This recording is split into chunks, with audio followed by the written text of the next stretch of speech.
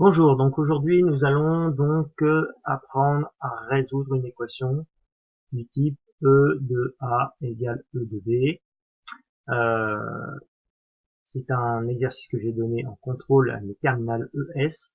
Donc la première chose qu'il faut faire, c'est déjà regarder sur quel ensemble de nombres est défini le membre de droite et le membre de gauche de cette équation. Ici, on a deux exponentielles. On sait que les exponentielles sont définies sur R, hein, donc sur l'ensemble des réels. Donc, ça veut dire cette équation est définie, hein, donc elle est définie,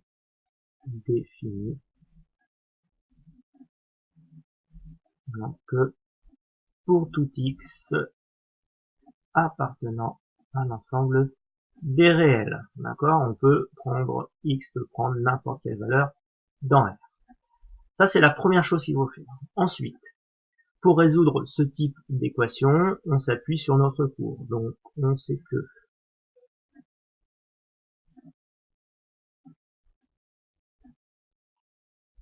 que quoi?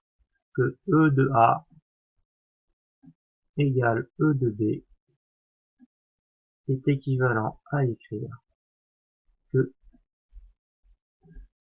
A est égal à B. Donc ça, une chose que l'on connaît, c'est notre cours. Donc ça, c'est à connaître par cœur, ce qui nous permet de résoudre ce type d'équation. Alors si on sait ça, on peut dire que si j'ai E de 2x plus 1 qui est égal à E de 2 moins x, alors je peux dire que A est égal à B, c'est-à-dire que 2x plus 1, 2x plus 1 est égal à B, donc B c'est ce qui est en l'expression ici, c'est 2 moins x.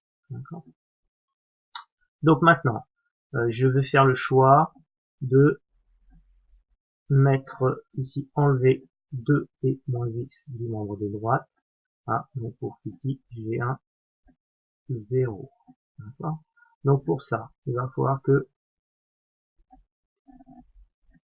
j'enlève 2 à droite et à gauche. Donc je vais me retrouver ici avec, alors, toujours 2x plus 1. D'accord? Et je vais retirer, donc 2, donc moins 2, et je vais retirer moins x à droite, donc en ajoutant donc plus x à droite et plus x à gauche. D'accord? Donc ici, pour aller de là à là, hein, j'ai retiré, pour aller de là à là, j'ai retiré 2 et j'ai ajouté x1. D'accord? Donc je vais me retrouver avec 2x plus x qui fait 3x et 1 moins 2 qui donne moins 1. Donc on se retrouve avec une expression du premier degré qui est égale à 0. Donc on sait d'après notre cours de seconde, hein, lorsqu'on a ax plus b qui est égal à 0, on sait alors que x est égal à moins b sur a. Donc ça c'est si on connaît notre cours, sinon toujours méthode isolée x. Donc ici je peux dire que x est égal à, alors moins b c'est moins 1, moins 1 sur a, donc 3, donc moins ça fait plus, donc on pourra dire que x est égal à 1 tiers. Voilà. Alors là c'est pas fini.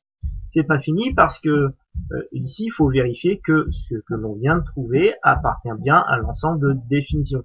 Or ici on a dit que l'équation était définie pour tout x appartenant à R. Donc on peut dire que forcément qu'un tiers appartient à R, et c'est parce que cette solution-là appartient à l'ensemble des définitions que je peux dire donc que l'ensemble des solutions, c'est seulement x égale 1 tiers, c'est-à-dire 1 tiers. Et c'est seulement maintenant que je peux affirmer ça. Hein. Donc je peux donc, ici donc encadrer ma solution, hein, ou la surligner le plus proprement possible. Voilà.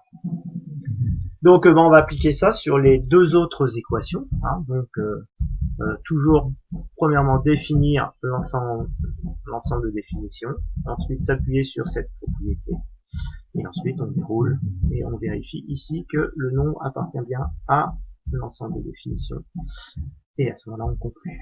Voilà.